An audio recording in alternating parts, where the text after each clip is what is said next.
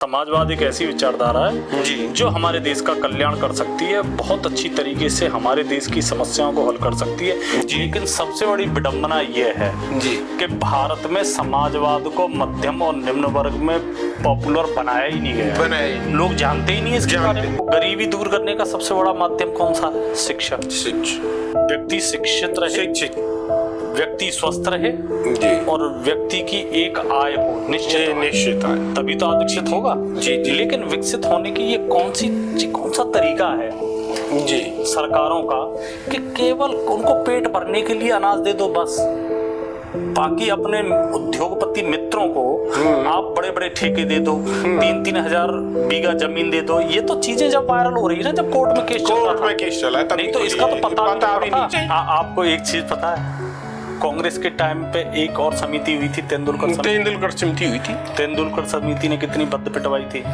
ग्रामीण क्षेत्र में कोई 29 रुपए प्रतिदिन कमाता है और शहरी क्षेत्र में 33 रुपए प्रतिदिन कमाता है, तो वो गरीबी रेखा से बाहर कर देगा। क्या ये गरीबी के लिए मजाक नहीं था? मजाक था वो। नमस्कार दोस्तों, मैं हूं आपका अपना बॉबी सिंह और हम आपका स्वागत करते हैं आपके अपने YouTube चैनल बात तो जरूरी है और फेसबुक पेज पर। तो जगमोहन जी, आज हम चर्चा करते हैं एक अहम मुद्दे पर। अगर कोई किसान भूल से कहीं कोई अपनी झोंपड़ी बना लेता है तो शासन और प्रशासन उसे तोड़ने में, बुलडोजर चलाने में देर नहीं करते हैं। ठीक है। लेकिन पूंजीपतियों को 3000 बीघा जमीन मुफ्त में दे दी जाती है। ये कैसा समाजवाद है जो अभी असम में हुआ है? नहीं, आप बिल्कुल सही कह रहे हो। हमारे यहाँ पर सरकारें जो गठित होती हैं वो कहती तो ये हैं कि हम लोगों के लिए बहुत अच्छे से काम करेंगे, लोगों के लिए हम जीवन बदल देंगे। कभी ये भी नारा लगा था कि गरीबी हटाओ वाला, गरीबी हटाओ, लेकिन कभी भी गरीबी हटाओ वाला नारा नहीं होता है। केवल एक कोशिश की जाती है गरीबों के लिए, तो केवल 5 किलो अनाज, केवल 5 किलो अनाज की पॉलिसी गरीबों के लिए है जी। बाकी सारे प्रोजेक्ट, सारे ठेके अमीरों के लिए दिए जाते हैं और नेताओं की और उद्योगपतियों ने भारत की संपत्ति पर, भारत की शक्ति पर ऐसा कब्जा जमा रखा है और वादे करते हैं बहुत बड़े बड़े।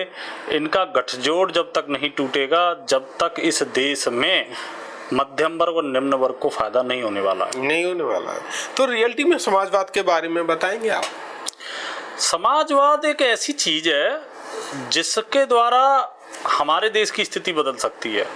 हमारे देश के निम्न वर्ग, मध्यम वर्ग को बहुत बड़ा फायदा हो सकता है। एक ऐसी विचारधारा है समाजवाद एक ऐसी विचारधारा है जी जो हमारे देश का कल्याण कर सकती है, बहुत अच्छी तरीके से हमारे देश की समस्याओं को हल कर सकती है। लेकिन सबसे बड़ी विडंबना ये है कि भारत में समाजवाद को मध्यम और निम्न वर्ग में पॉपुलर बनाया ही नहीं गया, लोग जानते ही नहीं इसके बारे में। नहीं, लेकिन जगमोहन जी, जब समाजवाद और देशों जैसे रूस और चीन ने इसे अपनाया, बाकी के देशों ने इसे क्यों नहीं अपनाया? नहीं, बाकी के क्या, हमारे जैसे देश ने देखो, रूस में भी वही कंडीशन थी जो भारत में जी, जो चीन में है, भारत, रूस, चीन, क्योंकि पॉपुलेशन बहुत ज्यादा थी जी। हमारे देशों में रूस का क्षेत्रफल बहुत ज्यादा था जी। तो ऐसे देशों में समाजवाद की तो आवश्यकता पड़ती है जी। दुर्भाग्य ये रहा कि भारत में समाजवाद को केवल शब्द के रूप में स्वीकार किया, वो भी संविधान की प्रस्तावना में। और संविधान की प्रस्तावना में आप देखोगे कि 1976 में जी इंदिरा गांधी जी की सरकार ने समाजवाद को भारतीय प्रस्तावना का अंग बनाया। और ये समाजवाद क्यों लाए वो? क्योंकि समाज के निम्न वर्ग और मध्यम वर्ग की स्थिति को सुधारना चाहते, नारा भी लगाया था गरीबी मिटाओ। तो ये सारी चीजें इन्होंने करी तो सही, लेकिन केवल और केवल गरीबों के लिए खाने के सिवा और सारी चीजों की क्या सुविधा उपलब्ध कराई उन्होंने? आप ही बताइए। उन लोगों ने इन गरीबों को, गरीबी दूर करने का सबसे बड़ा माध्यम कौन सा है? शिक्षा। व्यक्ति शिक्षित रहे, व्यक्ति स्वस्थ रहे और व्यक्ति की एक आय हो, निश्चित आय, तभी तो विकसित होगा। लेकिन विकसित होने की ये कौन सा तरीका है जी सरकारों का कि केवल उनको पेट भरने के लिए अनाज दे दो बस, बाकी अपने उद्योगपति मित्रों को आप बड़े बड़े ठेके दे दो, 3-3 हजार बीघा जमीन दे दो। ये तो चीजें जब वायरल हो रही है ना, जब कोर्ट में केस चला है, नहीं तो इसका तो पता भी नहीं चलता। और ये तो कोई बड़ी बात नहीं है, ये तो कोई बड़ी बात है नहीं। वर्तमान हमारे मंत्री, वर्तमान स्थिति में ऐसी बहुत सी घटनाएं जिनका पता ही नहीं चलता है। देखो, हम ज्यादातर ब्लेम उन पार्टियों पर डालेंगे जो बीजेपी से पहले आई। जी जी जी। बीजेपी से पहले इसलिए क्योंकि वो समाजवाद को मानती थी कि समाजवाद से देश का सुधार हो सकता है। बीजेपी पे आप ये कहोगे कि बीजेपी पे आप ब्लेम क्यों नहीं लगा रहे हो? बीजेपी ने तो समाजवाद को ही हटाने की बात कर दी। अभी रिसेंट में आया था जी जी जी, कृषि मंत्री शिवराज चौहान का बयान आया था, उन्होंने तो समाजवाद शब्द को ही हटाने की बात, प्रस्तावना से हटाने की बात की। क्योंकि वो ये बात इसलिए कह रहे हैं क्योंकि वो जनता की नब्ज को जानते हैं, उन्हें पता ही नहीं है समाजवाद इतनी अच्छी बात है। और उन्होंने कितनी साफ गोई दिखाई है, उन्होंने खुद कह दिया है समाजवाद को हटा देंगे।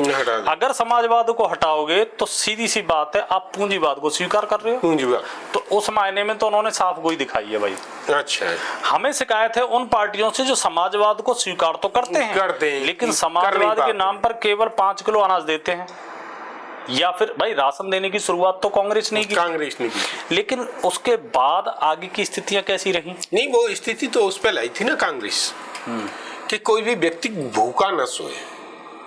एक समय आया था कि कुछ लोग भूख से मर गए थे। अच्छा ये बताइए, 2013 में लेके आई थे शायद।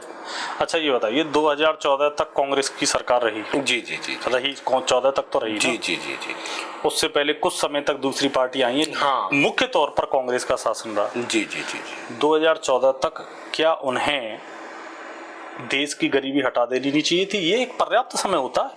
आप एक बात बताइए कि 1947 में भारत आजाद हुआ, उसके बाद ज्यादातर समय कांग्रेस ने शासन किया 2014 तक। जी जी जी जी। 2014 तक कांग्रेस का शासन रहा, तो हकीकत में गरीबी हट जानी चाहिए थी। 50 साल वो हो गए, 60 साल हो गए लगभग। हम मान लेते हैं कि 55 साल तो उन्होंने शासन किया।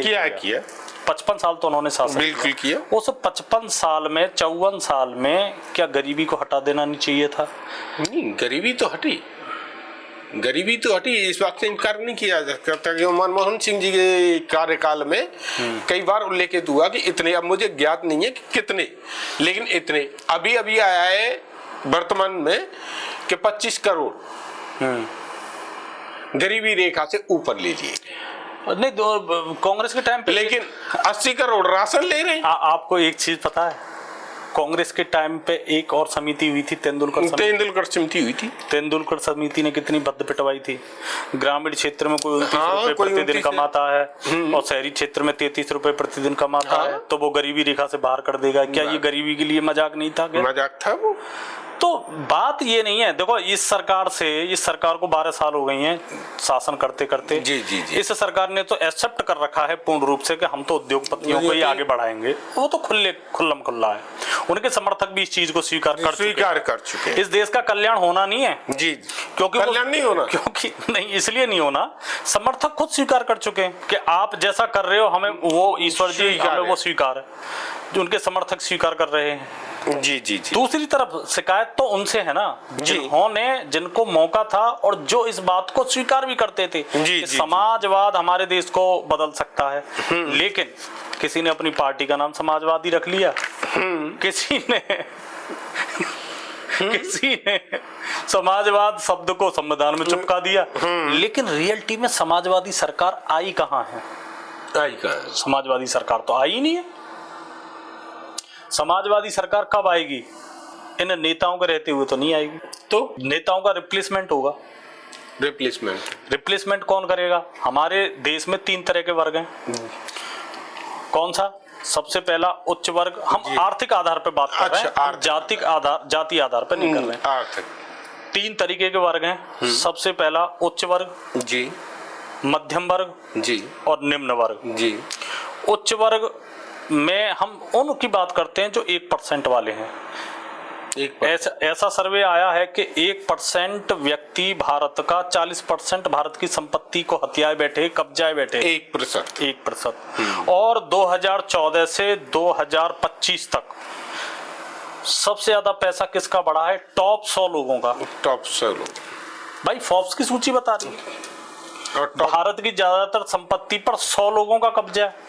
और 100 में भी तो ये सरकार तो खैर, ये सरकार ने तो खुद ही एक्सेप्ट कर लिया ना। इस सरकार ने तो एक्सेप्ट कर चुके हैं, इनके मंत्री एक्सेप्ट कर चुके हैं कि समाजवाद को हमें चाहिए नहीं।